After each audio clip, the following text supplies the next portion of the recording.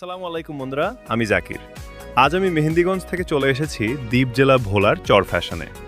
আমার পেছনে আপনারা যে বিশাল স্থাপনাটি দেখছেন, এটি সেই বিখ্যাত জ্যাকব টাওয়ার। দক্ষিণ এশিয়ার অন্যতম উচ্চতম এই ওয়াচ টাওয়ারটি প্রায় ২২৫ ফুট উঁচু। আজ আমার ডিজিআই নিয়েও ২ ড্রোনের লেন্স দিয়ে আপনাদের দেখাবো আকাশের বুক থেকে এই টাওয়ার এবং ভোলার অপরূপ সৌন্দর্য।